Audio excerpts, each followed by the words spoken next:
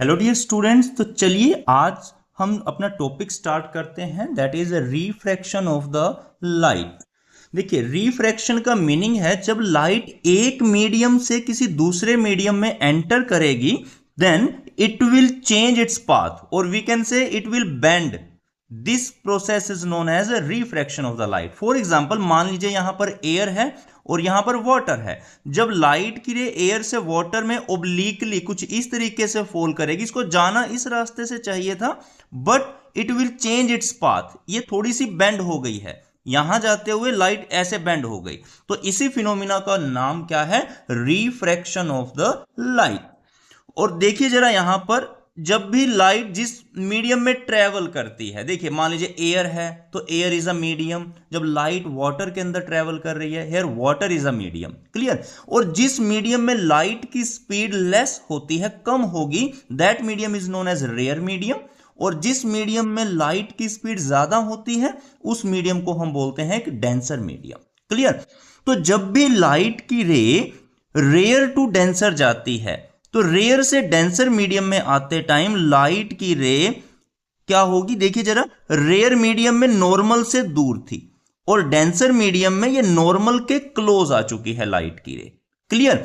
और अगर इसका अपोजिट कर दिया जाए, मींस लाइट की रे को डेंसर टू रेयर पास करवाया जाए, तो देखिए डेंसर में ये नॉर्मल के क्लोज थी और रेयर में नॉर्मल से अवे।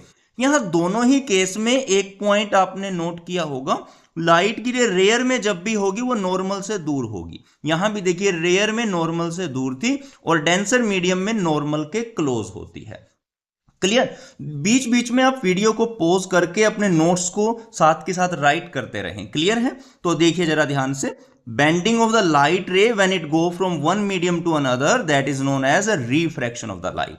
और यहां पर एंगल ऑफ इंसिडेंस ग्रेटर है than angle of refraction, clear. और सेकंड केस को जरा ध्यान से देखिए आप, यहां पर एंगल ऑफ रिफ्रैक्शन ग्रेटर है एंगल ऑफ इंसिडेंस से। बस आपने यह ध्यान रखना है, हमेशा रेयर मीडियम का एंगल लार्जर होगा as compare to the angle made in denser medium. आपको देखिए यहां पर एक पेन दिखाई दे रहा है, अभी हम वाटर की हेल्प से इस पेन को गायब करके दिखाते हैं। तो चलिए देखते हैं कैसे। देखिए मैंने यहां पर इस पेन को रख दिया है, अभी आपको ये पेन जो है यहां से दिखाई दे रहा होगा। तो हम इस ग्लास के अंदर कुछ वाटर को ऐड करते हैं। अब आप देख सकते हैं ये जो पेन है यहां से पूरी तरह से डिसअपियर हो चुका है, इसका जो लोअर पार्ट है पेन का वो पूरी तरह से गायब हो चुका है। अब ऐसा हुआ क्यों? देखिए, जब लाइट की रे एक मीडियम से दूसरे मीडियम में एंटर करती है ना, तो वो बेंड हो जाती है, वो सीधी ट्रेवल नहीं करती। अब जैसे ही पेन के थ्रू जो लाइट की रेज आ रही थी, वो वाटर से जैसे एयर में बाहर एंटर हुई, तो वो जो है बेंड हो गई लाइट की रेज इस डायरेक्शन में, जिस वजह से ये लाइट की रे सीधी आपकी आईज तक नहीं पहुंच पाई और हमें ये जो पेन का जो लोअर पार्ट है वो दिखाई नहीं दे रहा। इस प्रोसेस का नाम है refraction of the light. Now we will discuss about the cause of the refraction. Means देखिए, लाइट जब भी एक मीडियम से दूसरे में एंटर कर रही है तो ये बेंड हो जाती है। Why it is bending? Because speed of the light changes when it go from one medium to another. जब भी लाइट एक मीडियम से दूसरे में एंटर करती है तो उसकी स्पीड चेंज हो जाती है और उसी वजह से वो अपने पाथ को भी चेंज कर लेती है। So refraction of light takes place because speed of the light changes when it go from one medium to another। तो क्योंकि लाइट एक मीडियम से दूसरे मीडियम में जाते टाइम अपनी स्पीड में चेंज कर लेती है, उसी वजह से वो उसका रास्ता भी चेंज होता है। This is known as the refraction of the light. Now we will discuss about the term refractive index or you can say absolute refractive index। देखिए, अगर आपसे एग्जाम में रिफ्रैक्टिव इंडेक्स पूछें या एब्सोल्यूट रिफ्रैक्टिव इंडेक्स, दोनों का meaning same ही होगा। अभी एक एग्जांपल के थ्रू इसको समझते हैं। For example, we are talking about water. अगर आपसे कहा जाए कि वाटर का रिफ्रैक्टिव इंडेक्स निकालिए, इसका मीनिंग क्या है? देखिए जरा, एयर के अंदर लाइट की स्पीड होती है 3 इंटू 10⁸8 मीटर पर सेकेंड। और मान लीजिए वाटर के अंदर लाइट की स्पीड है v, कुछ भी वट एवर जो भी स्पीड है, तो इन दोनों का जो रेशो होगा, इसी रेशो को हम बोलेंगे refractive index of the water. क्या बोलेंगे? Refractive index of the water. तो रिफ्रैक्टिव इंडेक्स को कैसे हम डिफाइन करेंगे? It is the ratio of speed of light in the vacuum to the speed of light in the given medium. देखिए vacuum और air में लाइट की speed almost similar होती है, तो वैक्यूम में जो लाइट की स्पीड है और डिवाइडेड बाय जिस मीडियम के अंदर जो लाइट की स्पीड है, इन दोनों की रेशो को ही बोला जाता है रिफ्रैक्टिव इंडेक्स, और वी कैन सिंपली से एब्सोल्यूट रिफ्रैक्टिव इंडेक्स। क्लियर? तो speed of light in vacuum उसको डिनोट किया जाता है C से, और speed of the light in a given medium that is denoted by V। So this ratio C upon V is called refractive index, और C यानी speed of the light in air क्या है? That is approximately 3 into 10 raised to the power 8। अच्छा, यहां पर आप ध्यान से देखिए, ऊपर भी स्पीड है, डिवाइड में भी स्पीड है, मींस दोनों की यूनिट्स आपस में जब कैंसिल हो जाएंगी तो overall refractive index has no unit, क्योंकि स्पीड और स्पीड दोनों की यूनिट्स आपस में कैंसिल हो जाएंगी। अच्छा, अब नेक्स्ट देखिए, जो रिफ्रैक्टिव इंडेक्स है किसी भी मीडियम का, that is always greater than 1। हमेशा ही ये वैल्यू n की 1 से ग्रेटर रहती है। व्हाई? बिकॉज देखिए आप, n equals to C upon V, और C is the speed of the light in the vacuum और एयर, और वैक्यूम से ज्यादा लाइट की स्पीड किसी भी मीडियम में नहीं हो सकती है। Means this value of C is always greater then V। अगर ऊपर वाली वैल्यू लोअर वैल्यू से हाई होगी, यानी ये वाली वैल्यू अगर हाई होगी और ये वैल्यू लो होगी, तो हमारा आंसर हमेशा ही ग्रेटर देन 1 आएगा। That's why we say that refractive index of a medium is always greater than 1। This question is asked in the CBSE। Clear? So refractive index of a medium is always greater than 1. Why? Because speed of the light is always greater in air or in vacuum as compared to some other medium. Light हमेशा ही vacuum में किसी भी दूसरे medium के comparatively सबसे fast travel करती है। Now the relative refractive index, देखिए whenever we talk about the term relative refractive index, then we are comparing the refractive index of one medium with respect to the another. देखिए जब भी हम relative refractive index की बात करेंगे तो एक मीडियम का रिफ्रैक्टिव इंडेक्स किसी दूसरे के रिस्पेक्ट में कंपेयर किया जाएगा। मान लीजिए मैं लिखता हूं N21, इस टर्म का मीनिंग है refractive index of the medium 2 with respect to the medium 1। क्या बोलेंगे इसको? देखिए N21 का मीनिंग है refractive index of medium 2 with respect to medium 1, और इसका ये इक्वल होता है हमारा N2 divide by N1। Means second medium का, मान लीजिए लाइट की रे है वो फर्स्ट मीडियम से सेकंड मीडियम के अंदर ट्रेवल करती है, तो जो सेकंड मीडियम का रिफ्रैक्टिव इंडेक्स है N2, फर्स्ट मीडियम का रिफ्रैक्टिव इंडेक्स है N1, तो इसी रेशो को बोलते हैं relative refractive index of medium 2 with respect to the medium 1। अब देखिए जरा, n की वैल्यू आपने अभी पढ़ी थी C अपॉन V, तो ये भी n equal to C upon V।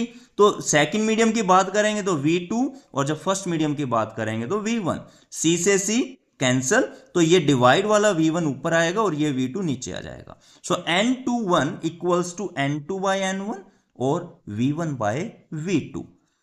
Clear? So this is the formula for relative refractive index. Now similarly अगर N21 की जगह पर आपसे पूछा जाए N12, that is N1 by N2 and V2 by V1। Clear? So now let's move to the next topic, that is laws of refraction of the light। देखिए light की रे जब एक मीडियम से दूसरे मीडियम में जाती है तो वो क्या हो जाती है? बैंड। क्लियर? तो यहां पर इस रे का नाम क्या है? Incident ray. This ray is refracted ray, and what is it? This is a normal. So incident ray, refracted ray and normal, they all are in same plane. ये बिल्कुल वैसा ही है जैसा हमने रिफ्लेक्शन का फर्स्ट लॉ पढ़ा था, बिल्कुल वैसे ही रिफ्रैक्शन में भी है। Incident ray, refracted ray and normal, they all are in same plane. ये सभी एक सिंगल प्लेन के अंदर ही लाई करते हैं। अच्छा, लॉ ऑफ रिफ्रैक्शन, जो सेकंड लॉ ऑफ रिफ्रैक्शन है, वो समझने से पहले मैं आपको एक ये बता देता हूं कि जो मैथमेटिक्स के अंदर आप क्लास 10th में ही आगे कुछ फंक्शंस के बारे में पढ़ेंगे जिनको बोलते हैं trigonometric functions. Sine theta, cos theta, tan theta, these are the trigonometric functions. Clear है? मैथ्स के अंदर इन टर्म्स को यूज किया जाता है। तो अगर हम यहां पर ये साइन और ये एंगल कौन सा है, अगर हम लेते हैं यहां पर angle of incidence, sine of angle of incidence और sine of angle of refraction, means देखिए ये मैथमेटिकल फंक्शन है, इसके बारे में भी आप मैथ्स के अंदर आगे सीखेंगे। तो अगर हम साइन और थीटा की जगह मैंने लिखा एंगल ऑफ इंसिडेंस और साइन यहां एंगल ऑफ रिफ्रैक्शन, अगर इन दोनों को डिवाइड किया जाए तो ये वैल्यू हमेशा ही कांस्टेंट होती है। अगर हम एक फिक्स मीडियम की बात करें, मान लीजिए एक एयर है और एक वाटर है, लाइट एयर से वाटर में जा रही है, तो ऑलवेज ये जो साइन आई और साइन आर का रेशो है it will always remain constant. क्या क्या रहेगा, ये कांस्टेंट रहेगा। यही हमारा सेकंड लॉ ऑफ रिफ्रैक्शन है। और ये जो कांस्टेंट है, इस कांस्टेंट की वैल्यू होती है हमेशा ही n/1 के equal, means refractive index of the second medium with respect to the first medium. This is the second law of refraction और it is also known as Snell's law. इसको और हम किस नाम से जानते हैं, स्नेल्स लॉ के नाम से। तो ratio of the sine of angle of incidence to the sine of angle of refraction, it is always constant and denoted by n/1. It is called Snell's law. देखिए यहां पर हमने अभी समझा कि जब लाइट एक मीडियम से दूसरे मीडियम में ओब्लिकली एंटर करती है तो ये हमेशा ही बेंड हो जाती है, जिसको बोल, और यहां पर लेकिन अगर ये लाइट की रे ऐसे ना आकर के सीधा नॉर्मल के साथ साथ आए तो ये इसी रास्ते से बिल्कुल अगर ये नॉर्मल के साथ एंटर हुई है तो ये नॉर्मल के साथ ही वापस भी जाएगी। देखिए जैसे यहां पर दिखाया गया, जब भी लाइट की रे नॉर्मल के अलोंग आती है तो वो नॉर्मल के अलोंग ही वापस भी जाती है। देखिए अभी हमने यहां पर एक पढ़ा था n/1 that is equals to sine I divide by sine R, Snell's law में अभी हमने समझा है।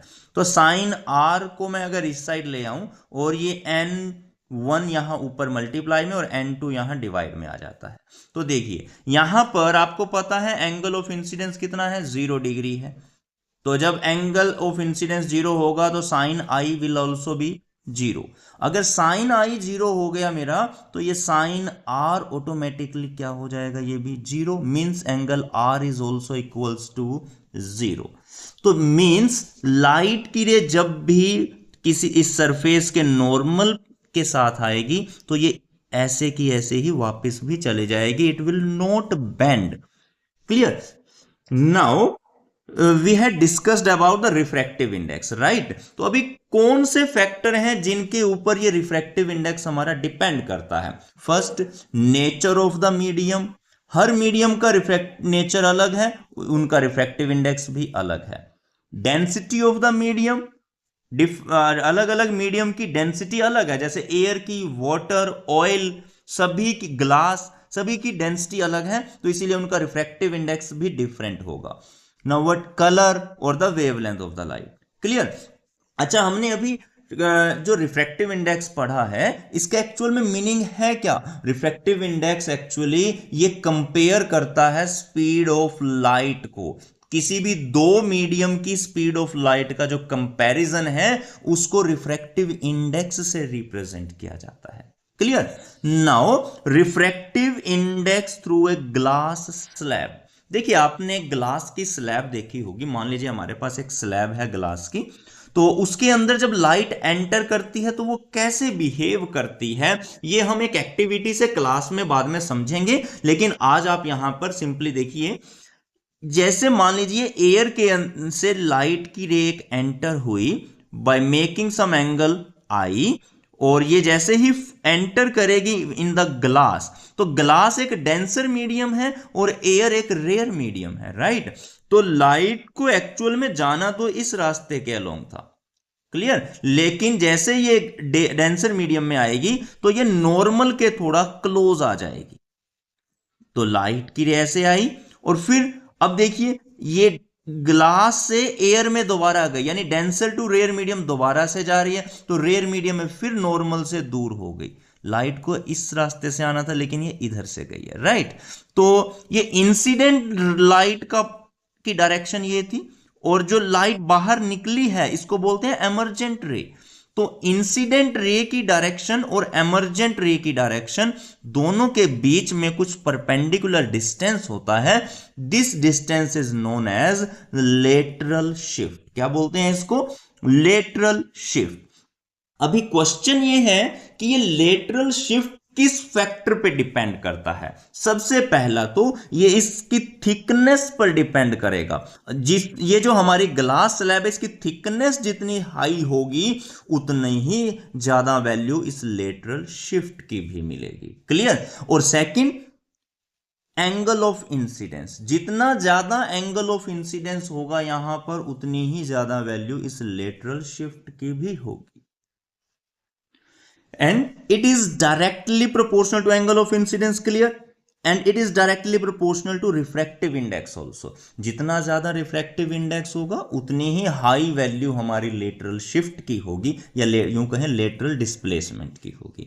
And it is inversely proportional to wavelength also. Light की wavelength जितनी हाई होगी उतना लो इसकी वैल्यू होगी। मीन्स ये उसके इनवर्सली प्रोपोर्शनल है, बाकी सभी वैल्यूज के डायरेक्टली प्रोपोर्शनल है। अभी चलिए हम इस रिफ्रैक्टिव इंडेक्स टॉपिक से कुछ क्वेश्चंस डिस्कस करते हैं। Now let us discuss the question number 1। A ray of light travelling in air enter obliquely into water. Air से वाटर में लाइट की रे आई। Does the light ray bend toward the normal और away from it? We already know when light go from rare to denser medium, जब भी light rare से denser medium में जाती है तो यह हमेशा ही नॉर्मल की तरफ क्या हो जाएगी? बेंड। और आपको पता है यहां पर रेयर मीडियम क्या है? एयर, और water is a denser medium, तो इसीलिए लाइट की ray towards the normal bend होगी। Now the second question, light enter from air to glass having refractive index 1.50, what is the speed of the light in the glass? देखिए n की value आपको given है 1.50 and we know that n equals to c upon v। So V is equals to C upon 1.5. So value of the C is 3 into 10 raised to the power 8 divided by 1.5. That is 2 into 10 raised to the power 8 meter per second. ये है velocity of the light into the glass. Clear? Now the third question is refractive index of the diamond is 2.42। जो हमारा diamond होता है ना उसका refractive index 2.42 है। इसका क्या मीनिंग है? अभी जरा आप देखिए, रिफ्रैक्टिव इंडेक्स का फॉर्मूला मैंने आपको बताया था C upon V। So V is equals to C upon N। V इधर आया और N यहां डिवाइड में, तो N की value 2.42। Now it means that कि जो लाइट की स्पीड है डायमंड के अंदर वो वैक्यूम के कंपैरेटिवली 2.42 टाइम्स कम हो चुकी है। और we can say it means speed of the light in the diamond is 1/2.42 times of the speed in the vacuum. देखिए वैक्यूम में लाइट की स्पीड है c और डायमंड में कितनी है? 1/2 में 1/2.42। क्लियर? आई होप आपको यहां तक बेटा समझ में आया होगा। अगर किसी भी स्टूडेंट को कोई भी डाउट है तो आप मुझसे कांटेक्ट कर सकते हैं। क्लियर? तो चलिए मिलते हैं फिर नेक्स्ट वीडियो के अंदर, और वहां पर अब हम डिस्कस करेंगे लेंसेज के बारे में।